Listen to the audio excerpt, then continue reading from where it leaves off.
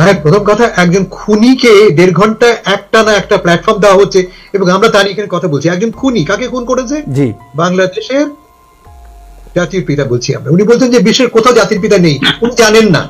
বিশ্বের আমার তো মনে হচ্ছে এখন যে মেজর ডালিমকে বাইরের দেশ থেকে নিয়ে এসে দেশের প্রধান উপদেষ্টা বানানো দরকার। তাহলে আর জীবনে কোনোদিন বলবে না যে আমি শর্ট করে চলে আসবো। আসসালামু আলাইকুম রহমতুল্লাহি ওয়া বারাকাতুহু। সম্মানিত দর্শক, বাংলাদেশে একজন স্বঘোষিত খুনিকে নিয়ে হঠাৎ করে আলোচনা শুরু হয়েছে। এই আলোচনার যে বিষক্রিয়া এবং এই আলোচনার যে এই ইন্টারভিউ দিয়ে আসলে কি কোনো কিছু অর্জন করতে চাওয়া হয়েছে, এই কথাটা জরুরি। কারণ হলো মেজর ডালিম বারবার বলছেন যে উনি ওনার বইতে লিখেছেন, বইয়ের কথা মুখে বলছেন। তো তাহলে উনি কি খুব নতুন কিছু যুক্ত করেছেন এখানে? আমি মেজর ডালিম বলছি। লেফটেন্যান্ট কর্নেল ডালিম বীর উত্তম এই মুহূর্তে যাওয়া ঠিক হবে কি? শরীফুল হক ডালিম, যিনি মেজর ডালিম নামে বেশি পরিচিত, বাংলাদেশ সেনাবাহিনীর একজন সাবেক কর্মকর্তা। দীর্ঘ 50 বছর আড়ালে থাকা মেজর ডালিম অবশেষে সামাজিক যোগ। এবার কি তাহলে জনগণের চাপে রক্ষা করতে না পেরে ক্ষমতা ছেড়ে চলে যাবেন ডক্টর মোহাম্মদ ইউনূস? আসসালামু আলাইকুম। আওয়ামী লীগ সরকার শেখ হাসিনা পালিয়ে যাওয়ার পর বর্তমানে ক্ষমতা আছেন অন্তর্বর্তী সরকারের প্রধান উপদেষ্টা নোবেলজয়ী ডক্টর মোহাম্মদ ইউনূস।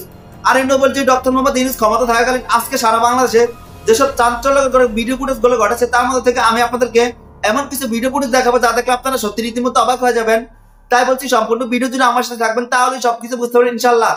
চলুন আজকে সেই কাঙ্ক্ষিত ভিডিও ফুটেজ গুলো আমরা প্রমাণ সহকারে ধারাবাহিকভাবে দেখে আসি। হ্যাঁ, প্রথম কথা, একজন খুনিকে 1.5 ঘন্টা একটানা একটা প্ল্যাটফর্ম দেওয়া হচ্ছে এবং আমরা তার এখানে কথা বলছি। একজন খুনি কাকে খুন করেছে? জি, বাংলাদেশের জাতির পিতা বলছি আমরা। উনি বলছেন যে বিশ্বের কোথাও জাতির পিতা নেই, উনি জানেন না। বিশ্বের আমেরিকাতেই আমরা বলি ফাউন্ডার অফ দ্য নেশন বলি আমরা। বিশ্বের অনেক দেশে জাতির পিতা আছে, অস্ট্রেলিয়াতে আছে, ব্রাজিলে আছে, আর্জেন্টিনাতে আছে, নিউজিল্যান্ডে আছে, ভিয়েতনামে আছে, ভারতে আছে। উনি না কোথাও জাতির পিতা নেই বলছেন আমাদেরকে। উনি অদ্ভুত সব মিথ্যাচার করছেন। তার বইতেও আছে 7 দফা নাকি একটা গোপন চুক্তি হয়েছে বাংলাদেশের সাথে ভারতের, যে চুক্তিতে বলা হচ্ছে বাংলাদেশের আর্মি থাকবে না।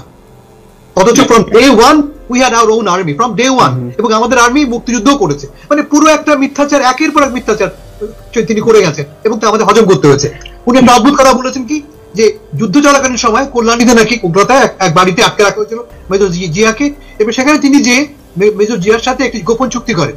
চুক্তিটা কি? যুদ্ধ হওয়ার পরে 25 দফা একটা চুক্তি, যে কিভাবে আমরা দেশ গড়ব।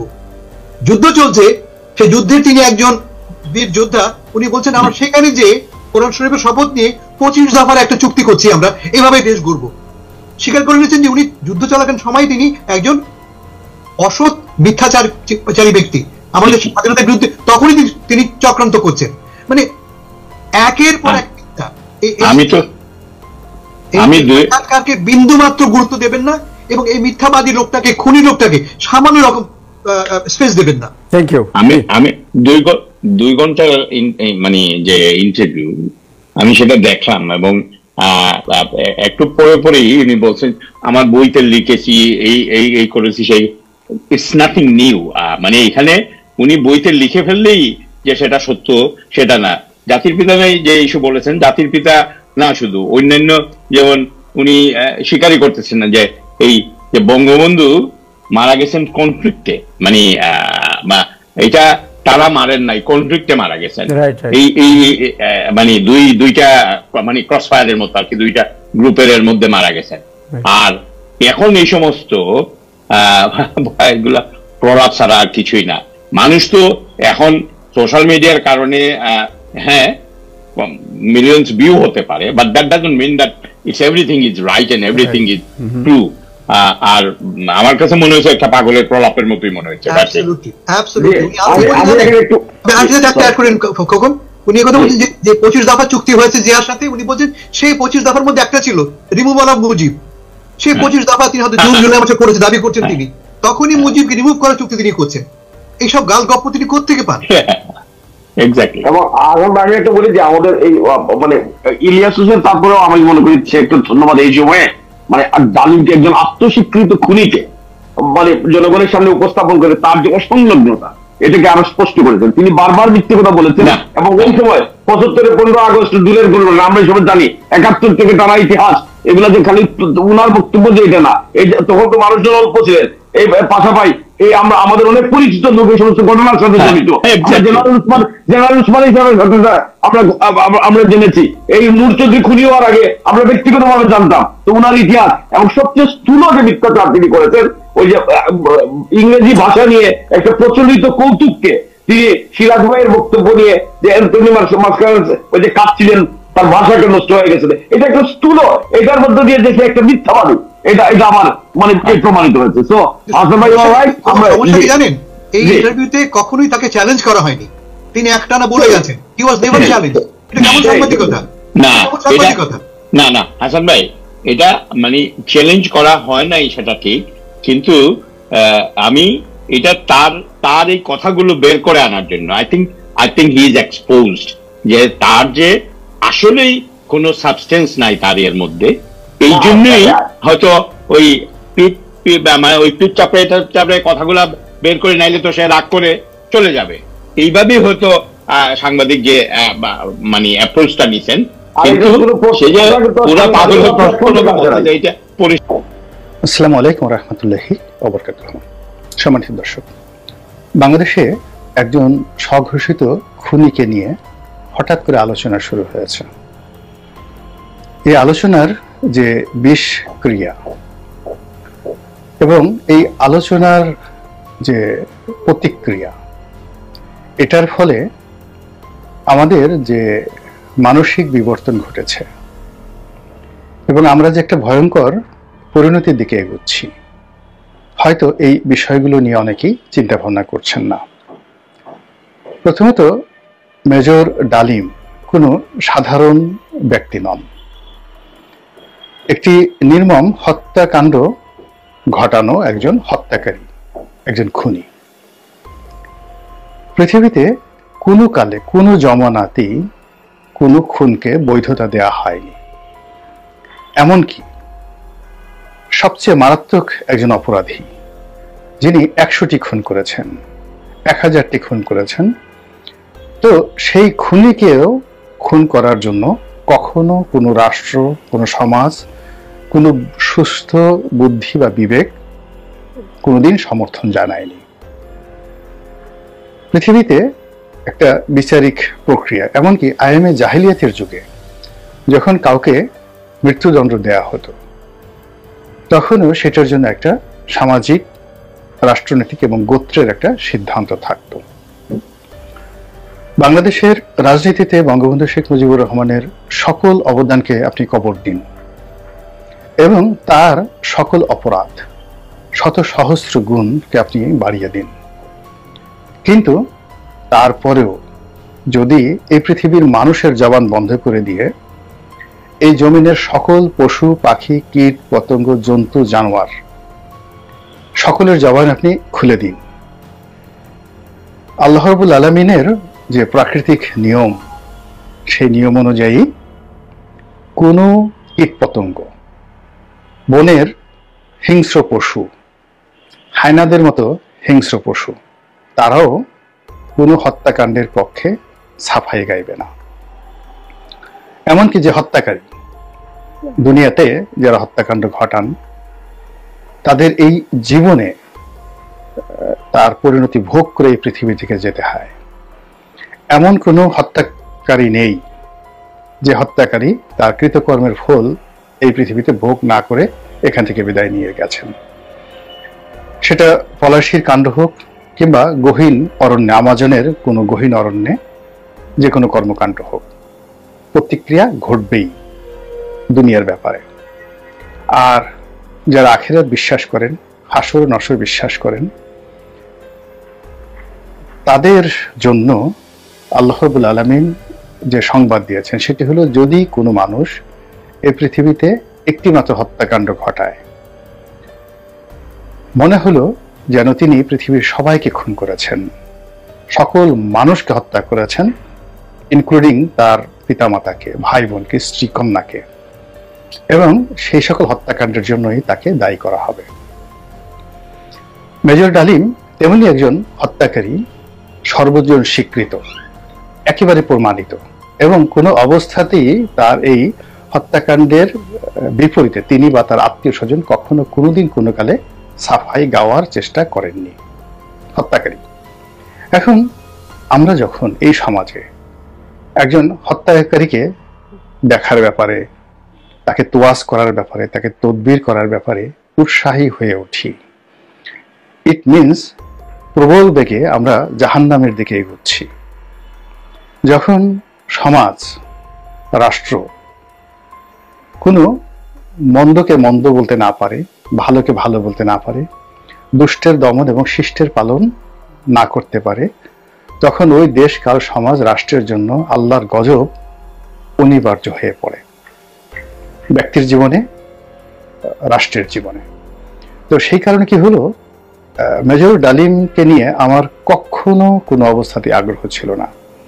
৭৫ 15 আগস্টের যারা হত্যাকারী, তাদের ছবি দেখা, তাদের সম্পর্কে জানা, তাদের কোনো ভাষণ, মানে হয়তো আমি সামনে চলে এসেছি ইউটিউবের কারণে বা কোনো মিডিয়ার কারণে, এক বড়জোর 10 সেকেন্ড আমি হয়তো সেদিকে তাকিয়েছি। এর বাইরে আমি কখনোই তাদের ব্যাপারে আগ্রহ বোধ করিনি।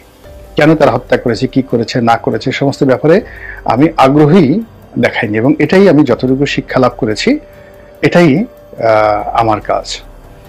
তাদেরকে নিয়ে যারা গবেষণা করতে চান তারা গবেষক, তাদেরকে নিয়ে যারা লিখতে চান তারা লেখক, তাদেরকে নিয়ে যারা তাদের যে শারীরিক গঠন, যে এই শরীরের মধ্যে এমন কি আছে যেটার কারণে একটা মানুষ হত্যাকারী হয়ে গেল, এটা চিকিৎসা বিজ্ঞানের একটা অধ্যায়।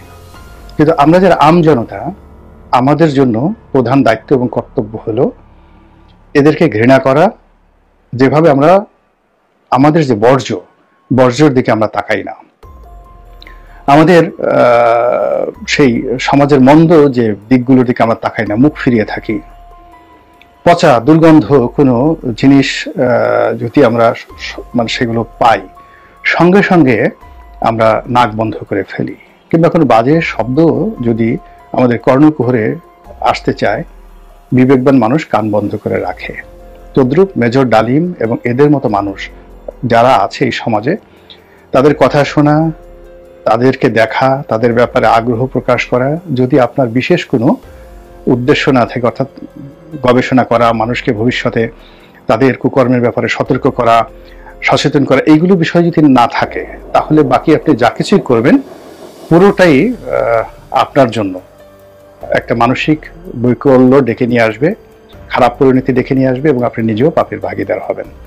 তো এই কারণে এই ভদ্রলোক সম্পর্কে যে কথাবার্তা হচ্ছে বা তার যে বক্তব্য, তার যে সাক্ষাৎকার আমি আসলে দেখিনি, তবে তাকে নিয়ে যে সকল সমালোচনা হচ্ছে, যেগুলো লিখিত আকারে ফেসবুকে আসছে, তার কিছু কিছু চম্বক অংশ আমি দেখেছি। তিনি যে বিষয়গুলো বলেছেন এটা বহু পুরনো, একটিও নতুন কিছু নেই তার মধ্যে। 2 নম্বর হলো যে তিনি এই সময়টাতে যে হঠাৎ করে এসেছেন, কেন এসেছেন, এটা নিয়ে আমি প্রশ্ন করতে চাই। দ্বিতীয়ত যে ঘটনা, সেটা হলো যে তিনি আসল না নকল, এটি নিয়ে আওয়ামী লীগের যারা লোকজন খুব বিতর্ক করছে, এটা তাদের নির্বুদ্ধিতা। তিনি আসল না নকল এটা নিয়ে আলোচনা করারই দরকার নেই। প্রথমত হলো যে কথাগুলো বলা হয়েছে, সেই কথাগুলো নিয়ে আমরা যদি পর্যালোচনা করি, এখানে আওয়ামী লীগের প্রসঙ্গবাদ, বঙ্গবন্ধু হত্যাকাণ্ডের প্রসঙ্গবাদ, এটি নিয়ে বহু গবেষণা হয়েছে, আন্তর্জাতিক অঙ্গনে বহু কিছু রচিত হয়েছে। তো কাজেই এগুলো নিয়ে জনাব ডালিমের মুখ থেকে কোনো কিছু শোনার দরকার নেই। যে বিষয়টি এই মুহূর্তে আমাদেরকে ভয় ধরিয়ে দিয়েছে, সেটা হলো এই ভদ্রলোক, জীবিত খুনি, তার মাধ্যমে বিএনপিকে টার্গেট করা হয়েছে, এবং বেগম জিয়া এবং জনাব শহীদ প্রেসিডেন্ট জিয়াউর রহমান তাদের চরিত্রে কালিমা লেপনের চেষ্টা করে তাদের এই মুহূর্তে যে রাজনৈতিক সম্ভাবনা, সেই সম্ভাবনা নষ্ট করে বিএনপির সঙ্গে এই সমাজের অন্যান্য যে বিএনপির প্রতিপক্ষ এই মুহূর্তে আছে, তাদের সঙ্গে একটা মুখোমুখি সংঘাত বাঁধিয়ে দেওয়ার চেষ্টা হচ্ছে, যেটিকে ফেতনা বলতে পারেন, ফ্যাসাদ বলতে পারেন। এরপর যে বক্তব্যটি সেটি হলো, সেখানে তিনি বঙ্গবন্ধু নিয়ে, আওয়ামী লীগ নিয়ে, শেখ হাসিনা নিয়ে যা কিছু বলেছেন, এমনি এই বিষয়গুলো নিয়ে মানুষের আগ্রহ নেই। আগ্রহ নেই কারণে যে এখন আওয়ামী লীগ আউটস্টেড, শেখ হাসিনা আউটস্টেড, মানে উচ্ছেদ করা হয়েছে। কোথাও এদের পক্ষে আপনি 10টা গালি দিলেও, মানে এদের বিপক্ষে 10টা গালি দিলেও কেউ আপনাকে কিছু বলবে না। আবার এদের পক্ষে যদি আপনি বলেন, তা নিয়েও মানুষের কোনো মাথায় ব্যথা নেই। যে এটাকে মনে করছে অনেকে, আওয়ামী লীগ এই মুহূর্তে মনে করছে যে এটা একটা অ্যাবান্ডেন্ট, নিষিদ্ধ একটা দল, শেখ হাসিনা আগামীতে রাজনীতিতে ফিরে আসবে, সেটা ভিন্নতর একটা প্রসঙ্গ।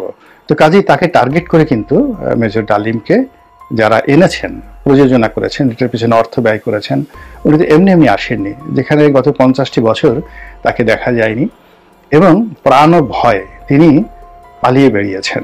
তার এই জীবন এতটা অভিশপ্ত যে তিনি তার আপন আত্মীয় স্বজনের দ্বারা লাঞ্ছিত হয়েছেন, অপমানিত হয়েছেন, অনেকের দ্বারা জুতা পিটার শিকার হয়েছেন, একেবারে রক্তের আত্মীয় দ্বারা। তো সেই মানুষটি হঠাৎ করে এই প্রদীপের পাদপীঠে চলে এলেন।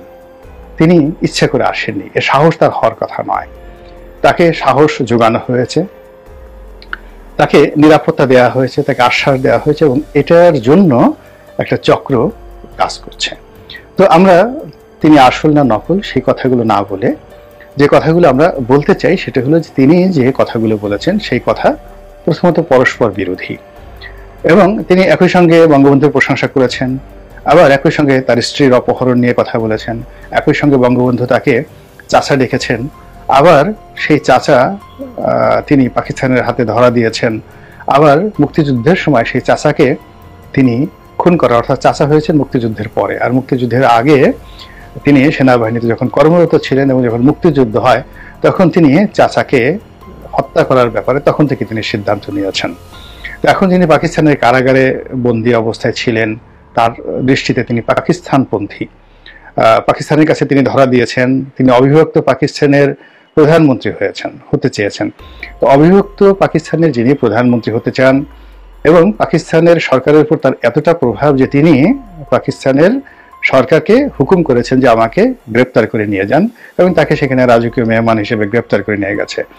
এবং তার এত ক্ষমতা, বঙ্গবন্ধুর এত ক্ষমতা যে তিনি তার পরিবারের যে নিরাপত্তা, সেই নিরাপত্তার ভার তিনি দিয়ে দিয়েছেন পাকিস্তান সেনাবাহিনীর হাতে। এটা হলো তার বক্তব্যের একটি অংশ। তো এটা যদি সত্যি হয় তাহলে তিনি ভারতের দালাল হবেন কি করে? তিনি তো আইএসআই এর দালাল হবেন, তিনি তো পাকিস্তানের দালাল হবেন, ভুট্টোর দালাল হবেন, কিন্তু কোনো অবস্থাতেই ভারতের দালাল হবেন না ওই সময়টিতে।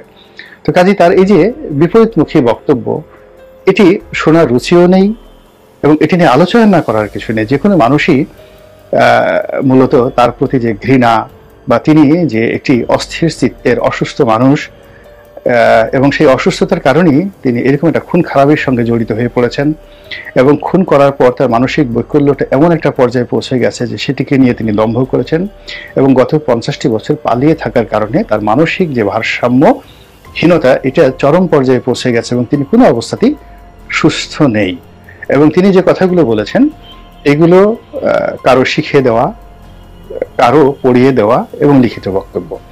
এবং আরো অবাক করার ব্যাপার হলো যে তিনি যে সকল বক্তব্য বলেছেন, পরস্পর বিরোধী কথা বলেছেন, এই কথাগুলো মূলত যারা লিখেছেন তাদের লেখাপড়ার মান ভালো নয় এবং তারা খুব তাড়াহুড়ো করে এই কাজগুলো করেছেন এবং একবারও ভাবেননি। এখানে স্পষ্টতই যে হুমকি তার মাধ্যমে, মেজর ডালিমের মাধ্যমে, সেটি হলো হু ইজ মেজর ডালিম? হি ইজ এ কিলার, সে একজন খুনি এবং সে একজন প্রেসিডেন্টকে খুন করেছেন, আর একজন প্রেসিডেন্টকে খুন করার জন্য তিনি চেষ্টা করেছেন, জিয়াউর রহমান সাহেবকে।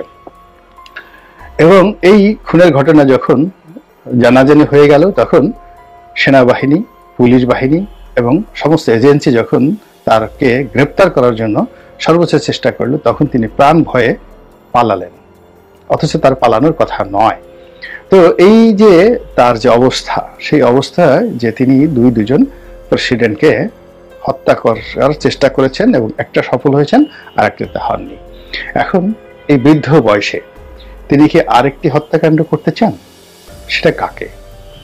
এখন শেখ হাসিনা তো দিল্লিতে, তিনি তো দিল্লিতে গিয়ে শেখ হাসিনাকে খুন করতে পারবেন না। এখন কাকে তিনি খুন করতে পারেন বা কাকে তিনি ভয় দেখাতে পারেন এই মুহূর্তে? সেটা যে বিএনপিকে ভয় দেখাচ্ছেন, তারেক রহমান সাহেবকে ভয় দেখাচ্ছেন, বেগম জিয়াকে ভয় দেখাচ্ছেন, এটি একেবারে স্পষ্ট। এর কারণেই তিনি ঘুরে ফিরে বেগম জিয়ার এবং শহীদ প্রেসিডেন্ট জিয়াউর রহমানের বদনাম করার চেষ্টা করছেন। তো এই যে কনস্পিরেসিটি বা এই চক্রান্তটি, এই ষড়যন্ত্রটি যারা কর্তা ব্যক্তি রয়েছেন তারা কগনিজেন্সে নেবেন, বুঝবেন, এবং সেইভাবে যদি প্রস্তুতি থাকে তাহলে মেজর ডালিম বলছি, লেফটেন্যান্ট কর্নেল ডালিম বীর উত্তম, এই মুহূর্তে যাওয়া ঠিক হবে কি? শরীফুল হক ডালিম, যিনি মেজর ডালিম নামে বেশি পরিচিত, বাংলাদেশ সেনাবাহিনীর একজন সাবেক কর্মকর্তা। দীর্ঘ 50 বছর আড়ালে থাকা মেজর ডালিম অবশেষে সামাজিক যোগাযোগ মাধ্যম ইউটিউবে লাইভে আসেন। রোববার 5 জানুয়ারি রাতে লাইভে যুক্ত আছেন বীর মুক্তিযোদ্ধা মেজর ডালিম। শিরোনামে প্রবাসে অবস্থানরত সাংবাদিক ইলিয়াস হোসেনের সঙ্গে লাইভে যুক্ত হন সাবেক এই সামরিক কর্মকর্তা। শেখ মুজিবুর রহমানকে সপরিবারে হত্যার অভিযোগে অভিযুক্ত থাকার কারণে দীর্ঘদিন আড়ালে ছিলেন মেজর ডালিম।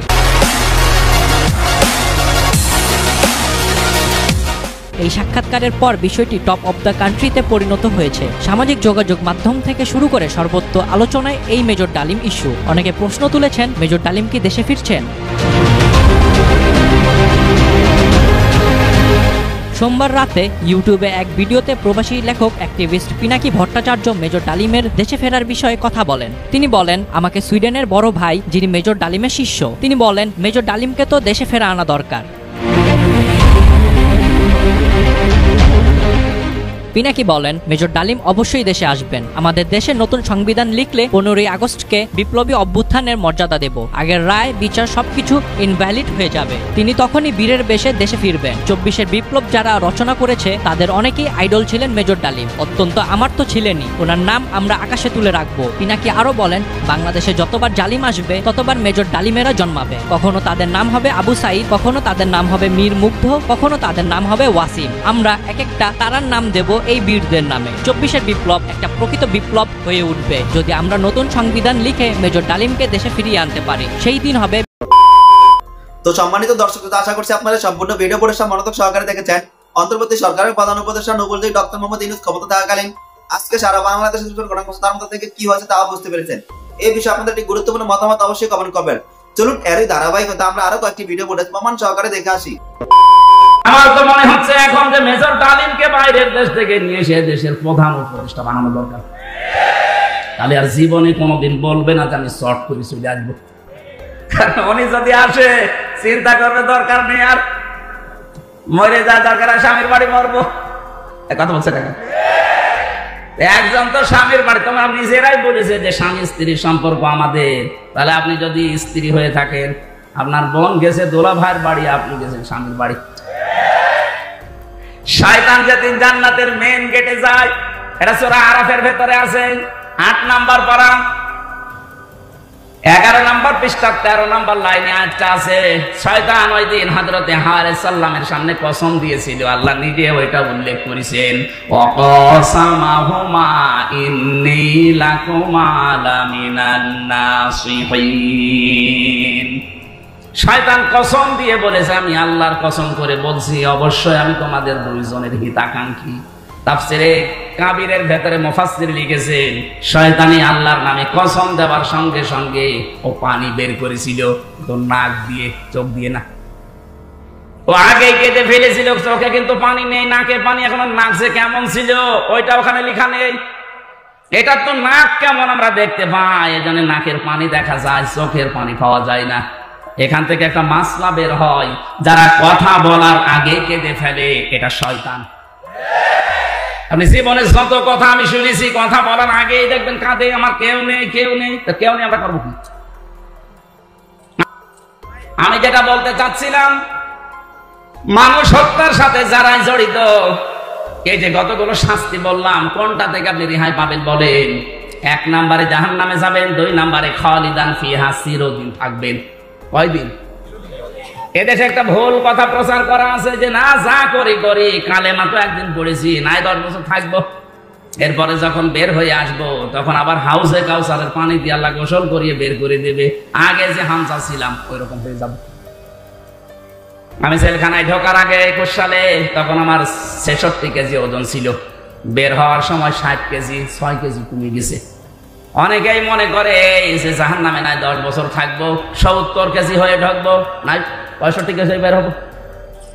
65 কেজি বের হবেন কি করে আপনি? খালিদান ফিহা, এটা মাসদার, যারা গ্রামার পদে জিজ্ঞাসা করেন, মাসদার সরাসরি শব্দ আল্লাহ কোরআনে দিয়ে দিয়েছেন, ভাঙাচোরা নেই। খালিদান ফিহা, চিরকাল থাকা লাগবে। এখন এই চিরকাল কতদিন? সূরা জুমারের 19 নাম্বার 20 নাম্বার আয়াতে আল্লাহ এই তথ্যটা দিয়েছেন। কতদিন থাকবেন? এদিকে তাকান। যারা বের হয়ে যাবে, চট করে চলে আসবেন, এই চিন্তা ভাবনায় আছেন দুনিয়ায়। জাহান্নাম এরকম না। আফামান হাক্কা আলাইহি কালিমাতুল আযাব আফা আনতা তুনকিযু মান ফিন্নার। আমার মনে হয় কোরআনের এই আয়াতটা বুঝলে অনেক মানুষ গোনাহ ছেড়ে দেবে। আল্লাহ বলেন, আমি যার উপরে বিচারের দণ্ডাদেশ দিয়ে আমি আদেশ জারি করে দিয়েছি যে জাহান্নামে যা। আফামান হাক্কা আলাইহি কালিমাতুল আযাব, যাকে আমি আল্লাহ আযাব নির্ধারিত করে পাঠিয়ে দিয়েছি জাহান্নামে। আফা আনতা দিয়েছেন প্রশ্নবোধক চিহ্ন, ইন্টারোগেটিভ সেন্টেন্স। আল্লাহ পাক প্রশ্ন দিচ্ছেন, আফা আনতা মানে হে নবী আপনি, তুনকিযু মান ফিন্নার, আপনি কি পারবেন জাহান্নাম থেকে ওই লোকটাকে বের করে নিয়ে আসতে? কে বলছেন? কাকে বলছেন? বলেন। আরে নবী যদি না পারে কাউকে বের করে নিয়ে আসতে, হামজা পারবে? আরো জোরে বলেন। কার ধান্দায় আছেন আপনি? এখনো তাওবা করার সময় আছে। তাওবা এখন করবেন কি করে? অনেকেই মনে করছে যা করেছি আস্তাগফিরুল্লাহ। না, এটার নাম তাওবার একটা বাক্য। আপনি যদি তাওবা করতে চান, অপরাধ করেছেন যার কাছে, স্বীকার করবেন তার কাছে। কথা বলেন না কেন? স্বীকার করতে গিয়ে সে যদি বলেন না আমি ক্ষতিপূরণ চাই, এই 15 বছরে আপনার কারণে আমি ব্যবসা করতে পারি নাই, আপনার কারণে আমি উপরের চেয়ারে উঠতে পারি নাই, এরকম অবস্থা ছিল না? আপনার কারণে আমার ছেলে গুম হয়ে গেছে, আপনার কারণে আমার আবু সাইদ মারা গেছে, আমি আপনাকে মাফ করতে পারি, আমার আবু সাইদকে ফেরত দেন। আমি আপনাকে মাফ করতে পারি, এই 15.5 বছরে আপনার কারণে আমার 50 লাখ টাকা লস হয়ে গেছে, আপনি বিনা কারণে মিথ্যা মামলা দিয়ে, মিথ্যা সাক্ষী দিয়ে 10 বছর নষ্ট করে দিয়েছেন। জনাব শরীফুল হক ডালিম, যাকে আমরা সাধারণভাবে মেজর ডালিম হিসেবে চিনি, তার একটা সাক্ষাৎকার পাবলিশড হয়েছে একটা ইউটিউব চ্যানেলে। বিখ্যাত ইউটিউবার মিস্টার ইলিয়াস হোসাইনের একটা চ্যানেলে তার সাক্ষাৎকার এসছে, এবং ইলিয়াস হোসাইনের এই সাক্ষাৎকারে অকল্পনীয় রকম ভিউ হয়েছে। আমি লাইভ দেখিনি, আমি ফেসবুকে অনেকে লিখতে দেখলাম যে কোনো একটা সময় 8 লক্ষ মানুষ এটা ভিডিওটা দেখেছেন লাইভ, এবং আমি যখন দেখেছি তখন 9 মিলিয়নের মতো মানুষ এই ভিডিওটা দেখেছেন। তার মানে এটা অনেক অনেক মানুষ দেখবেন, দেখা হওয়ারই কথা। ইনফ্যাক্ট এই ভদ্রলোকের প্রতি আমাদের অনেক কৌতূহল আছে, এবং তাকে কথা বলতে দেখা যায় না। 1975-এর 15 আগস্টের ঘটনার সাথে জড়িত মূল মানুষদের অনেকেরই আমরা কথা শুনি। মূল এই অর্থে বলছি যে মূল পরিকল্পনার সাথে সম্ভবত মেজর ডালিম ভাই ছিলেন না, তার বক্তব্যেও এই ধরনের বক্তব্য আছে। এটা মূলত ফারুক রশিদদেরই পরিকল্পনার বিষয় ছিল। তো তারপর ডালিম কথা বলেননি, উনি কথা বলেছেন, এটার প্রতি খুবই আগ্রহ ছিল, এবং নিশ্চয়ই কথা বলতাম, কিন্তু আমাকে অনেকেই আমার গতকালের ভিডিওতে লিখছেন যে আমি কেন এটা নিয়ে কথা বলছি না। আসলে কারণটা হচ্ছে এটা না দেখে কথা বলতে চাইনি, এবং এটা খুব দীর্ঘ একটা ভিডিও, 2 ঘন্টার একটু বেশি। আমার 2 ঘন্টা সময় হচ্ছিল না। আর সত্যি বলতে আমি যখন এই ধরনের ভিডিও নিয়ে কথা বলি, সেটা আমি একাধিকবার শুনি, অন্তত 2 বার, কখনো 3 বারও শুনেছি, এমন হয়েছে। সো এটা কি দেখা সম্ভব ছিল কিনা এতবার, 2 বারও, মানে একবার দেখার সময় করে উঠতে কঠিন হয়েছে। সো অবশেষে দেখলাম, এবং মনে হলো এই ভিডিওটা আসলে আমরা 2বার দেখারও প্রয়োজন নেই। আমার কিছু কথা আমি আসলে এটা নিয়ে বলবো, খুব খুঁটিয়ে খুঁটিয়ে বলারও তেমন কিছু নেই। অনেকেই অনেক কথা বলেছেন, অলরেডি অনেক কথা বলেছেন সোশ্যাল মিডিয়াতে, আমি খুবই গুরুত্বপূর্ণ কথাবার্তা বলছেন এমন দেখেছি। কিন্তু আসলে এই ইন্টারভিউটার আসলে ইম্প্যাক্টটা কি, উনি কি বলেছেন সেটার ঐতিহাসিক ইস্যুর আলোচনা চাইতে সম্ভবত এই আলোচনাটা বেশি জরুরি। এই ইন্টারভিউটার সময় এখন কেন? এই ইন্টারভিউ দিয়ে আসলে কি কোনো কিছু অর্জন করতে চাওয়া হয়েছে? এই কথাটা জরুরি। কারণ হলো মেজর ডালিম বারবার বলছেন যে উনি ওনার বইতে লিখেছেন, বইয়ের কথা মুখে বলছেন। তো তাহলে উনি কি খুব নতুন কিছু যুক্ত করেছেন এখানে? আমি মেজর ডালিমের বইটা পড়িনি, কিন্তু আমি ফেসবুকে দেখলাম যারা ওই বইটাও পড়েছেন তারা দুটো তুলনা করে বলছেন যে ওনার বলার প্রায় সব কথাই তারা আগে ওই বই থেকেই জানতেন। তো তাহলে উনি কি নতুন যোগ করলেন, কি নতুন কি যোগ করলেন, কেন আমরা এত আগ্রহী হয়ে উঠলাম, কেন মেজর ডালিমকে দেখার জন্য মানুষজন হুমড়ি খেয়ে পড়লো? কথাগুলো তো মাঠে আগেই আছে। এর কারণ হয়তো একটা যে আমরা অনেকে পড়িনি, যে আমি বললাম আমি নিজেও ওনার বইটা পড়িনি, ফলে অনেকে শুনতে চাইলো এবং উনি কি বলেছেন। এবং মেজর ডালিম ওই ঘটনায় যতটুকুই রোল প্লে করুক, তার সেই ঘোষণাটা যেহেতু বেতারে তিনি রেডিওতে তিনি দিয়েছিলেন, সেই কারণে ওনার নামটা মানুষের কানে ওইভাবেও গিয়েছিল এবং অনিবার্যভাবেই তিনি জানেন। এবং তার স্ত্রীকে নিয়ে বেশ কিছু মিথ প্রচলিত ছিল, যে মিথগুলো তিনি নিজেই বাস্ট করেছেন এই ইন্টারভিউতে। তো সব কিছু মিলে ডালিম খুবই খুবই আলোচিত নাম ছিল, মানুষ দেখতে গেছেন। ওনার কন্টেন্টে আমি জানি না কেউ কি পেয়েছেন এমন একটা কিছু খুবই স্ট্রাইকিং যেটা আমরা আসলে জানতাম না কখনো। আমি জানি না তার স্ত্রীকে নিয়ে ঘটনাটা ওনার বইতে উনি লিখেছেন কিনা, লিখে থাকলে এটাও পুরনো ঘটনা, না হয় এটা একটা স্ট্রাইকিং বিষয় হতে পারতো, একটা নতুন বিষয় আনা। আর দু একটা এসছে, এগুলো খুব স্ট্রাইকিং, কিন্তু এগুলোর সাথে কোনো রকম কোনো ইন্টারেস্ট জড়িত আছে কিনা আমাদের সেই প্রশ্ন আসলে করা উচিত হবে। আমি জিয়া সম্পর্কে এখানে যা উনি বলার চেষ্টা করেছেন সেগুলোর কথা বলছি, আসবো সেই জায়গায়ও। কিন্তু একটা খুব সিগনিফিক্যান্ট বিষয় আছে, সাম্প্রতিক মুভমেন্ট, এবং সেটা নিয়ে আমি অনেকের আলোচনায় আসলে ওই বিষয়টাকে মানে খুব বেশি গুরুত্ব না দিতে দেখেছি। আমার কাছে মনে হয় ওটাই সম্ভবত সবচেয়ে গুরুত্বপূর্ণ জায়গায় ইন্টারভিউর। আমি আসবো শেষের দিকে। জনাব ডালিমের ইন্টারভিউতে কয়েকটা জিনিস একটু টাচ করতে চাই, যে উনি আসলে কি করেছেন, কি বলেছেন, মানে সেটা যদি বলি। অনেক কিছু এনেছেন যেখানে প্রসঙ্গ এসছে, মানে আমি কয়েকটা ছোট ছোট জাস্ট টাচ করে চলে যাই। উনি রবীন্দ্রনাথের গান নিয়ে আমাদের জাতীয় সঙ্গীত হওয়া নিয়ে আপত্তি করেছেন, যে একজন ভারতীয় এবং ভারতের জাতীয় সঙ্গীত তার নামে আছে, আমরা কেন করবো, আমরা কেন নিলাম?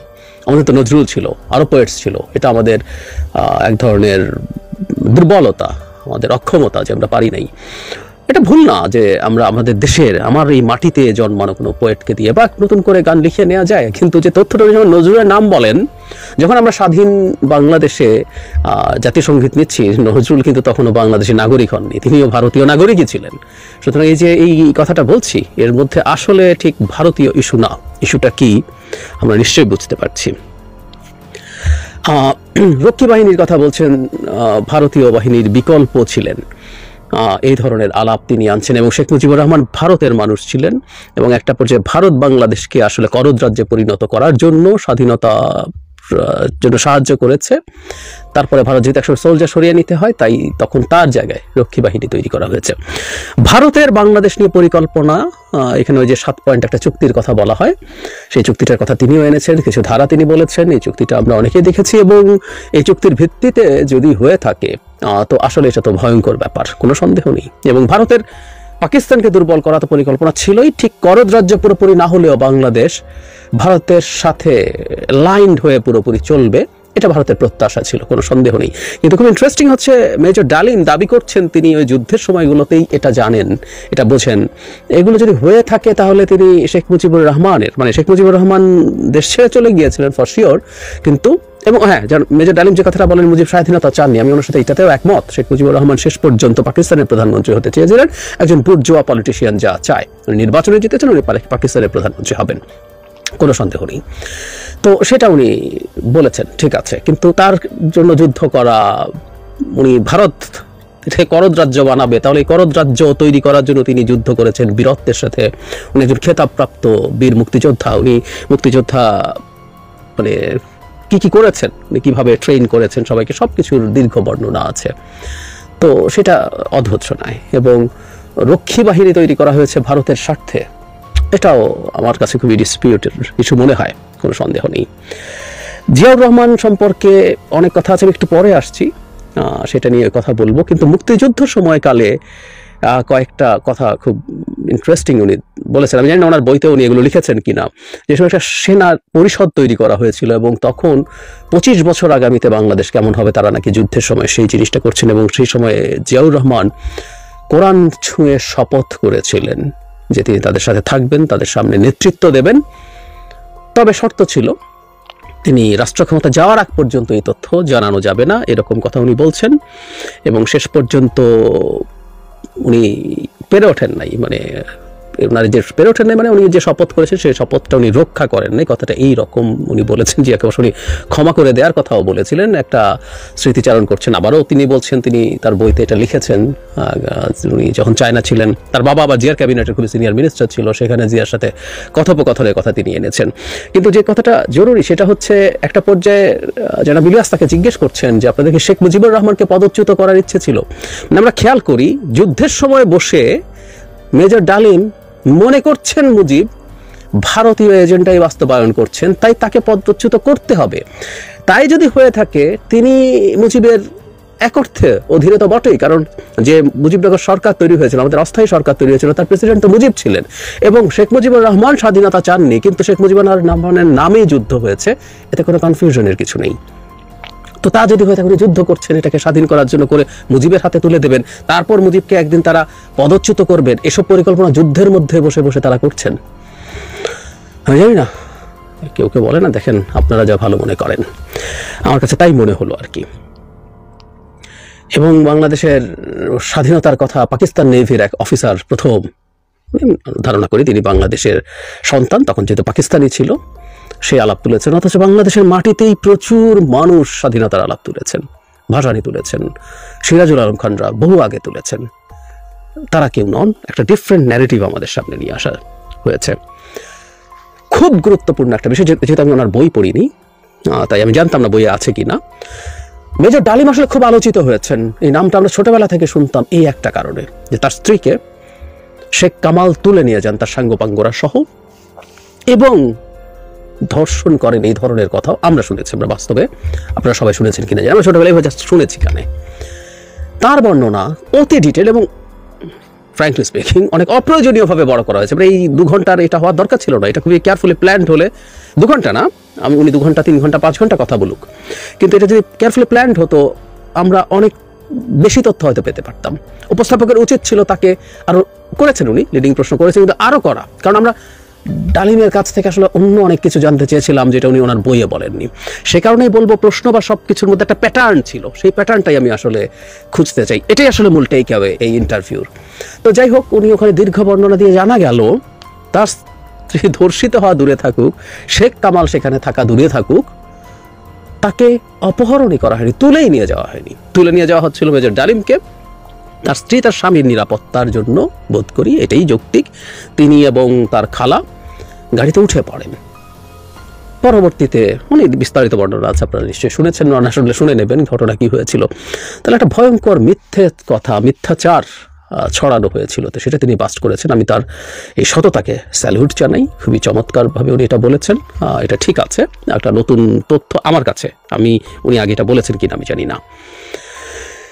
জিয়াউর রহমান সম্পর্কে আরও উনি বলেছেন যে ক্ষমতা কুক্ষিগত করার জন্য 4000 সামরিক কর্মকর্তাকে হত্যা করেছেন। মানে জিয়া কত হত্যা করেছেন সেদিকে যাচ্ছি না, মানে খেয়াল করি আমরা, উনি শেখ মুজিবুর রহমান এবং তার পরিবারের হত্যাকাণ্ডকে ঠিক হত্যাকাণ্ড বলছেন না, ওনারা এটাকে বিপ্লব বলছেন এবং এই বিপ্লবে তারা নিহত হয়েছেন। সুতরাং তাদের ভাষ্য মতো একটা বড় উদ্দেশ্যের জন্য এই ঘটনাটা হয়েছে। ওই তর্কেও আমি ঢুকতে যাচ্ছি না, তার বক্তব্য কিন্তু তার সবিরোধিতা দেখছি। জিয়ার সময় বা জিয়া যখন দায়িত্ব নেন তখন বাংলাদেশের মিলিটারির চেইন অফ কমান্ড বলে কিচ্ছু ছিল না, একেবারেই কিছু ছিল না। বাংলাদেশে সরকার ছিল না, উনি জিয়া যখন দায়িত্বে আসেন তার আগে নভেম্বরের ওই সময়গুলোতে চেইন অফ কমান্ড বলে কিছু ছিল না, তাকে সেগুলো ফিরিয়ে আনতে হয়েছে, কু পাল্টা কু প্রতিনিয়ত হচ্ছিল এবং সেই সময় অনিবার্যভাবেই বেশ কিছু প্রশ্নবিদ্ধ বলবো আমরা বিচারের পরিস্থিতি হয়েছে, কিছু ফার্স্ট বিচার এগুলো ওনাকে করতে হয়েছে। প্রশ্নবিদ্ধ বলাও হয়তো এই অর্থে ঠিক না, কারণ ওই সময়টা ওইটা ডিমান্ড করে। তো তাহলে জিয়ার করা এই পদক্ষেপগুলোকে মেজর ডালিম কিভাবে তাচ্ছিল্য করেন, কিভাবে বিদ্রুপ করেন, কিভাবে সমালোচনা করেন, ওগুলো এসেনশিয়াল ছিল বাংলাদেশের ওই সময়কার স্টেবিলিটি নিশ্চিত করার জন্য। আমি ডালিমের তার যে বক্তব্য আছে সেটার ভিত্তিতেই বলছি, এরকম প্রচুর সব, কিন্তু জিয়াকে ডেমোনাইজ করার ইচ্ছে, মানে এক ধরনের চর্চা তার মধ্যে ছিল। রাদার শেখ মুজিবুর রহমান সম্পর্কে উপস্থাপক যারা ইলিয়াস ইনফ্যাক্ট এটা তুলেও এনেছেন যে আপনি তার বিরুদ্ধে কোনো খারাপ কথা বলেননি, কোনো বাজে মন্তব্য করেননি, এবং ডালিম স্বীকারও করেছেন যে তার সাথে ব্যক্তিগত সম্পর্ক ছিল, কারণ তিনি যখন তার স্ত্রীকে তুলে নিয়ে যায়, সে সময় তার স্ত্রীর সাথে শেখ মুজিবুর রহমানের কথোপকথন তিনি যখন বলেন, বোঝা যায় তাদের মধ্যে খুবই হৃদ্যতাপূর্ণ সম্পর্ক ছিল। এবং আমরা অন্যান্য জায়গা থেকে এটাও জানি যে শেখ মুজিবুর রহমানের পরিবারের সাথে সম্পর্ক থাকার কারণেই 32 নম্বরে ডালিম যাননি, উনি ওই জায়গাটা থাকতে চাননি। ঠিক আছে, হতেই পারে কারো কারো এরকম ব্যক্তিগত সম্পর্ক, কিন্তু যে কথাটা বলছিলাম, শেখ মুজিবুর রহমানকে উনি এভাবে ছাড়তে, কিন্তু জিয়াকে উনি অনেক বড় এক ধরনের ভিলেন বানানোর চেষ্টা করছেন, এটা সঠিক। এবং জিয়া বিট্রে করেছেন, যদিও জিয়া 75-এর ঘটনা জানতে পেরেছেন কিংবা জানতেন কিনা নানান রকম ইতিহাস আমাদের সামনে আছে। কোনো কোনো জায়গায় আছে এভাবে যে তিনি জানতেন, তিনি এটার মধ্যে ইনভলভ থাকতে পারবেন না, কিন্তু উনি তোমরা করতে পারো এ ধরনের কথা কেউ কেউ বলার চেষ্টা করছেন। কারো কারো বইতে এরকম এসছে। আমরা ওই তর্ক, আবারও বলছি, তর্কগুলোতে যেতে চাইছি না, ইতিহাস খোঁজার জন্য আমি এই ভিডিও করছি না। ইতিহাস খোঁজার জন্য যদি হয় তাহলে সব কিছু একত্র করে আবার কথা বলবো, কিন্তু আমি বলছি এই চেষ্টাটা আছে, চেষ্টার জায়গাটা আছে। এবং মুক্তিযুদ্ধের ইতিহাস নিয়ে গুরুত্বপূর্ণ 2-3টা ইস্যু আছে। একটা হলো বুদ্ধিজীবী হত্যা কারা করেছিল, লিডিং প্রশ্ন করছিলেন মিস্টার ইলিয়াস, তখন উনি জবাব দিয়েছেন না, এটা পাকিস্তানে করার কোনো কারণ, এটা ভারতীয়রা করেছে।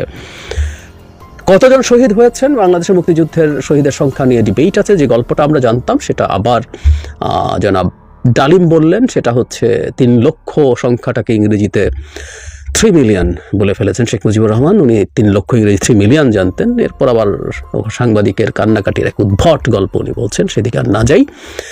ইংরেজি ভাষার অপমান দেখে নাকি ধর্ষিত 2 লক্ষ হয়েছে কিনা উনি বলেছেন উনি জাস্ট 2 জনকে দেখেছেন।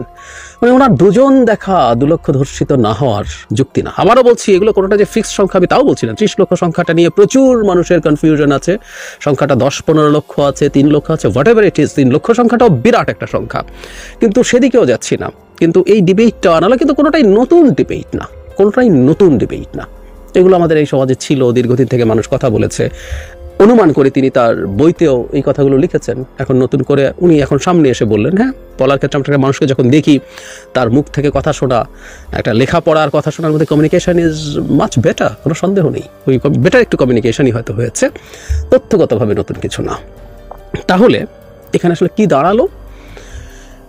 বেশ কঠোরভাবে আওয়ামী বিরোধিতা আছে, শেখ মুজিব না, আওয়ামী। শেখ মুজিব সম্পর্কে ওনার ছাড় ছিল, কিন্তু আওয়ামী লীগের অ্যাজ এ হোল, মানে আমরা দুটোকে একত্র করে না ফেলি, যে তার শাসন আমল নিয়ে কথা আছে, কিন্তু উনি ব্যক্তিগতভাবে শেখ মুজিবুর রহমানকে খুব বেশি ব্যক্তিগত অ্যাটাক করেননি। উনি দেখাতে চেষ্টা করেছেন যে তিনি আমার একটা সিস্টেমের মধ্যে আছেন যেটা আমাদের জন্য ক্ষতিকর হয়েছে, সেটা সমালোচনা আছে। ভারতের আধিপত্যবাদ নিয়ে কথা আছে।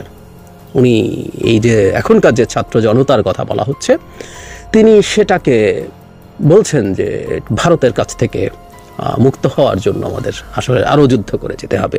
সো আমাদের মাঠে, রাজনীতির মাঠে এই মুহূর্তে খুব 2টো গুরুত্বপূর্ণ ইস্যু আছে, ভারত বিরোধিতা, আওয়ামী বিরোধিতা। খুবই ভ্যালিড ইস্যুজ, যৌক্তিক কারণে এই দেশের মানুষ এই দুটো বস্তুর ওপরে খুব ক্ষুব্ধ। জিয়ার বিরুদ্ধে কেন আমরা এই প্রশ্ন যদি করি, জিয়া যে দল তৈরি করে গেছেন, সেই দল শেখ হাসিনার বিরুদ্ধে এই জুলাই আগস্টে বিরাট রোল প্লে করেছে। শুধু তাই না, যেটা অনেক বেশি জরুরি, আমি বহুবার এটা নিয়ে কথা বলেছি, শেখ হাসিনার ক্ষমতায় থাকাকে প্রতিনিয়ত চ্যালেঞ্জ করে গেছে এই দলটা। 2011 সালে সংবিধান সংশোধনের পর থেকে 13-14, তারপরে বর্ষপূর্তিতে 15-তে এসে, তারপরে 18-র আগে তো 18-তে তারা নির্বাচনই করলো, তারপর না আবার 22 থেকে খুবই টাফ ফাইট করে গেছে। তো সেই দল, মানে সেই দলের যিনি মূল প্রতিষ্ঠাতা, তাকে ডেমোনাইজ করার চেষ্টা করছে কেন? আমরা সাম্প্রতিক সময়ে দেখব আমাদের রাজনীতির মাঠে বিএনপির সাথে জামায়াতের একটা কনফ্লিক্ট তৈরি হয়েছে। তারা নানাভাবে বিএনপিকে স্টিগমাটাইজ করার চেষ্টা করছে, এবং আমরা খেয়াল করব বিএনপি ভারত প্রসঙ্গে খুব টাফ কথা এই মুহূর্তে বলছে না, এবং আওয়ামী লীগ প্রসঙ্গে তাদের এক ধরনের ছাড়ের ভাব দেখা যাচ্ছে। কিন্তু এখানে এই দুটোকেই মূল টার্গেট করা হলো। এবং যেটা বলছিলাম সবচেয়ে গুরুত্বপূর্ণ ইস্যু সম্ভবত এটা, উনি বারবার 24 সালে 2024, এটা 1924 না, উনি 1924 বলেছেন। উনি ওনার স্ত্রীর মৃত্যু 1905 বলেছেন। আমি জানি না ওনার আসলে সুস্থতা কতটুকু আছে। যদি উনি নামগুলো যখন বলছিলেন খুবই ক্রিস্প মেমোরি মনে হয়েছে। যাই হোক, তো উনি বিপ্লব বলছেন এবং একটা কথা উনি খুব স্পষ্টভাবে বলেছেন, বিপ্লবীদের এমন একটা অবস্থানে থাকতে হবে যেন তারা নীতি নির্ধারণ করতে পারে। এই একটা কথা খেয়াল করুন। বিপ্লবী সরকার টোনটা আমাদের মাথায় আসবে। বহু মানুষ বিপ্লবী সরকারের প্রজেক্ট নিয়ে মাঠে নেমেছিলেন। এরপর বাংলাদেশে অলরেডি তার বিবেচনায় আমাদের মুক্তিযুদ্ধ, তারপর মুজিব হত্যা করে তাকে উৎখাত করার মাধ্যমে আমাদের সেকেন্ড রিপাবলিক হয়েছে বলে তিনি মনে করেন। 24-এর গণ অভ্যুত্থান থার্ড রিপাবলিক, এবং বিপ্লবীরা তাদের মতো করে দেশ যখন তৈরি করতে পারবে সেটা ফোর্থ রিপাবলিক হবে। এবং এরপর উনি সবচেয়ে জরুরি কথা বলেছেন, তিনি তার সামর্থ্য, যোগাযোগ, এগুলো ভিত্তিতে তিনি যদি কন্ট্রিবিউট করতে পারেন, তিনি ছাত্রদের, জনতাকে সাহায্য করতে প্রস্তুত আছেন। মেজর ডালিম এদের সাথে যুক্ত হতে চাইছেন। সুতরাং আমরা এই যুক্ত হওয়াটাকে, আমার কাছে এটাই সবচেয়ে গুরুত্বপূর্ণ টেকঅ্যাওয়ে বলে মনে করি। মেজর ডালিম সামনে আসলেন। এই মুহূর্তে বাংলাদেশের রাজনীতিতে সবচেয়ে ডিমান্ড আছে এমন বিষয়গুলো, anti Awami League, anti India, এগুলোকে সামনে আনা হলো।